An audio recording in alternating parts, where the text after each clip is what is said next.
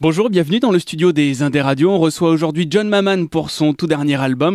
Il s'appelle Love Life, comme le dernier single d'ailleurs. Love life, la la la la la la la la la.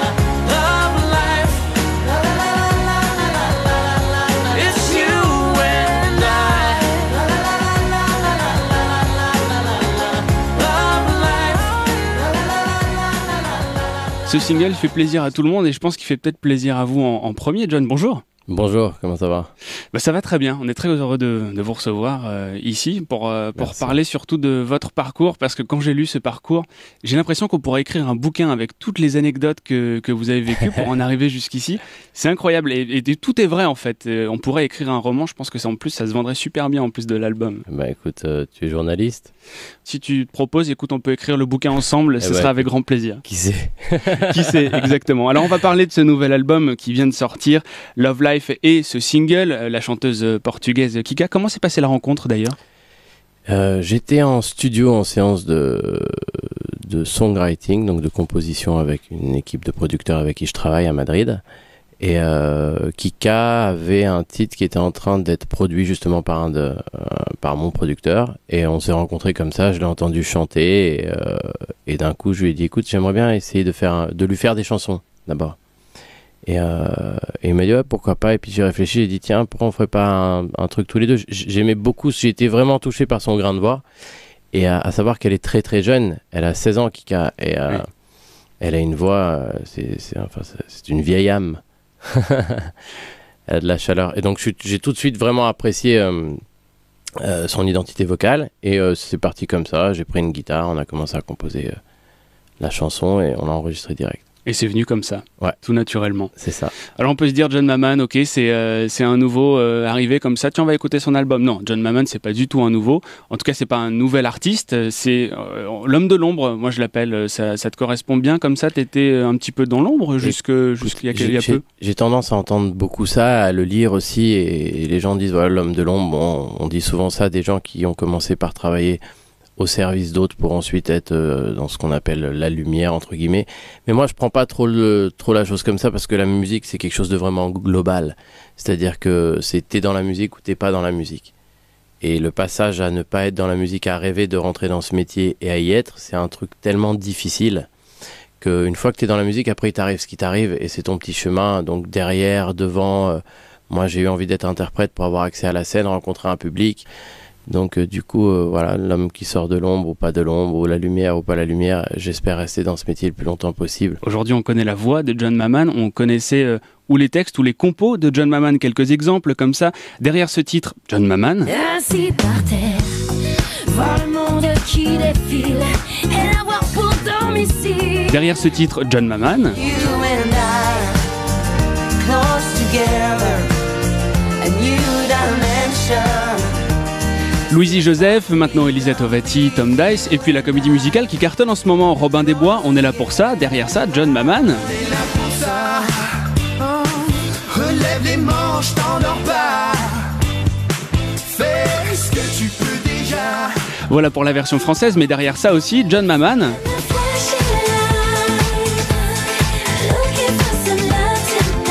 Havana Brown, Jason Derulo aussi, John Maman.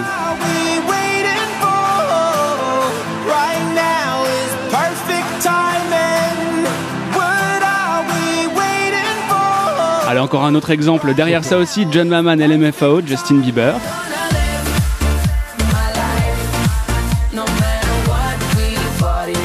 Moi, ce qui m'a frappé, c'est la différence quand même de style.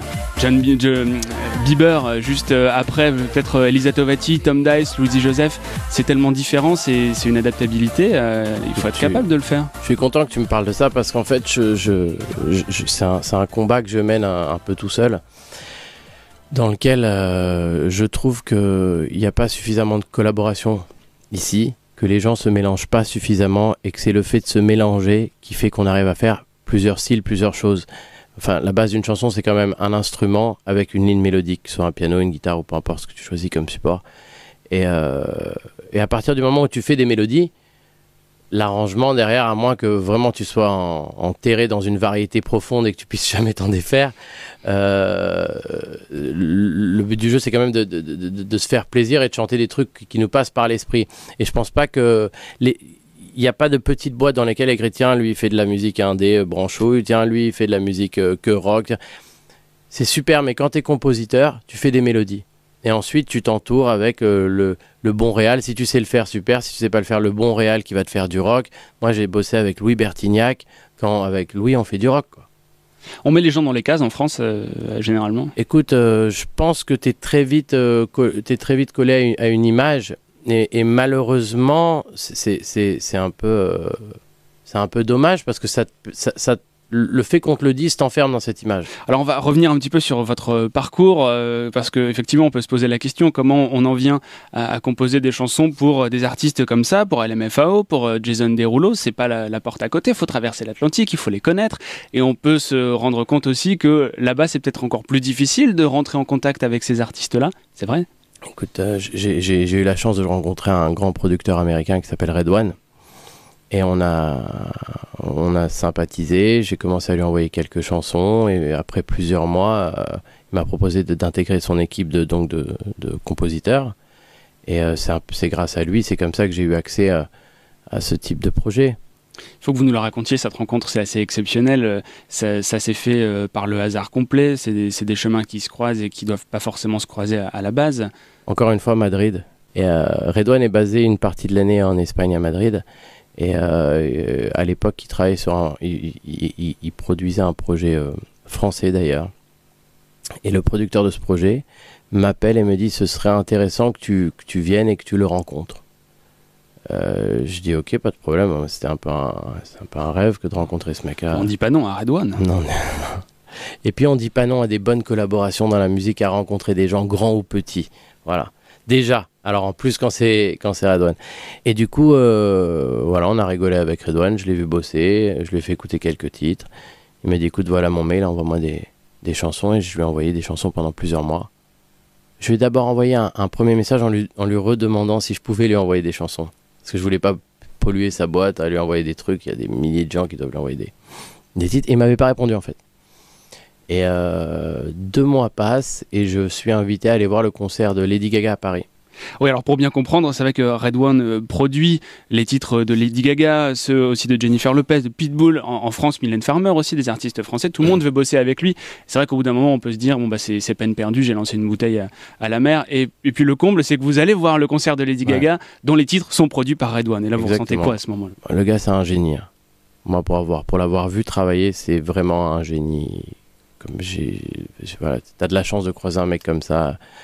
Le regarder bosser, c'est juste magique. Et il a composé et produit 80% de l'album de Gaga, Fame Monster, en une semaine.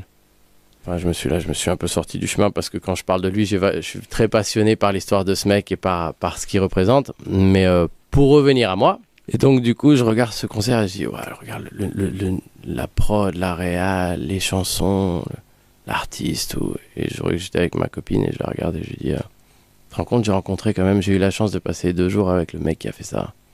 Et je décide de rentrer.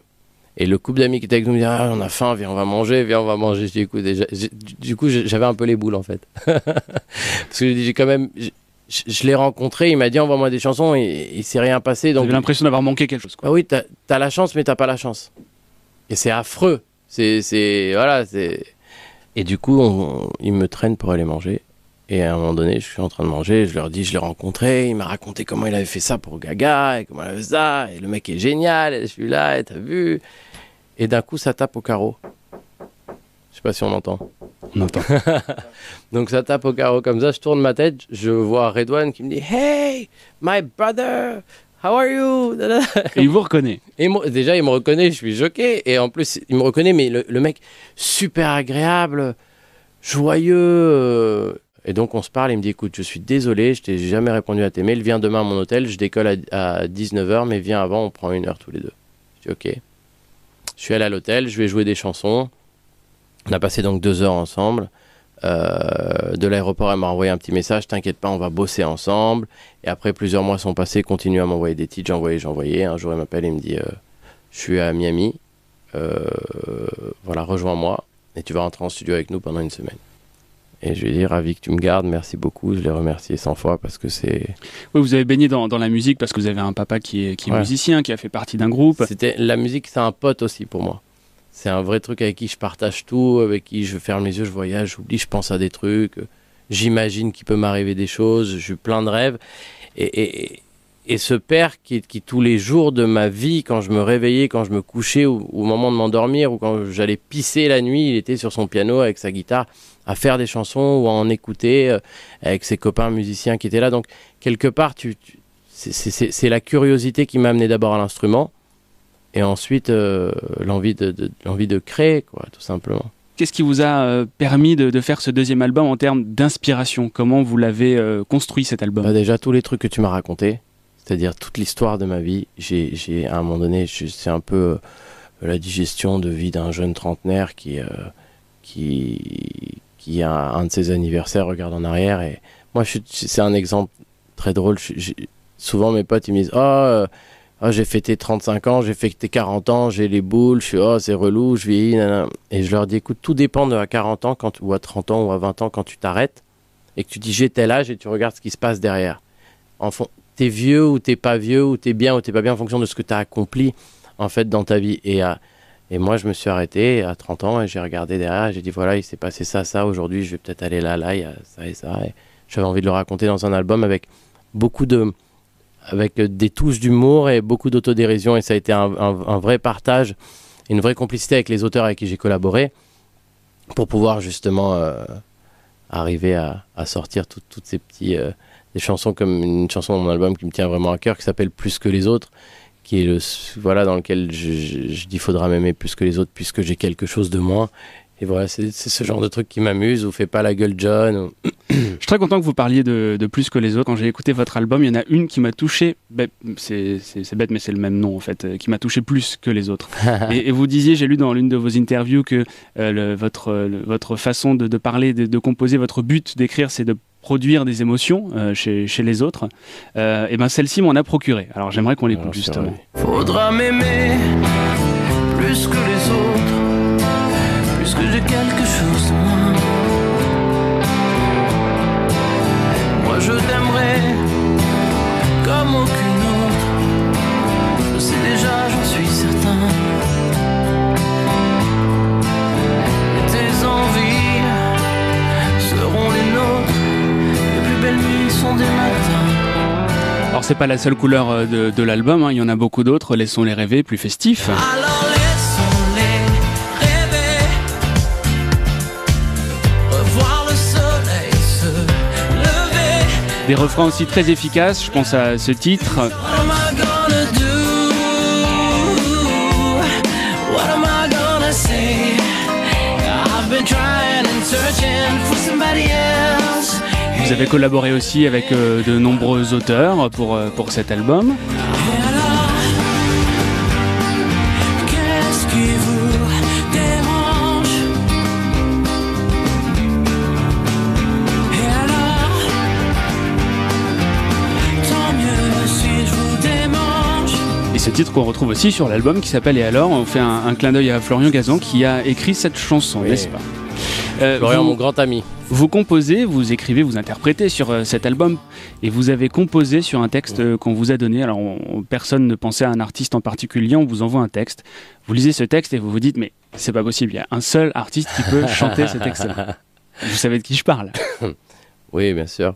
De On Johnny. m'a fait tant d'autoportraits qui me ressemblaient trait pour trait. Autoportrait donc qui paraît sur le dernier album de Johnny Hallyday. Vous avez reçu le texte, voilà, vous lisez, vous vous dites c'est forcément Johnny et je peux composer quelque chose. Oui, en fait, quand j'ai reçu ce texte, et comme tu l'as dit, je l'ai lu, j'ai dit bon, mais il n'y a qu'un seul mec en France qui peut chanter cette chanson, ça lui collerait trop bien. Et de toute façon, l'auteur m'a confirmé qu'il a pensé à Johnny en écrivant le texte, donc j'ai trouvé ça d'autant plus rassurant de me dire écoute, je suis pas fou, c'est vraiment pour lui.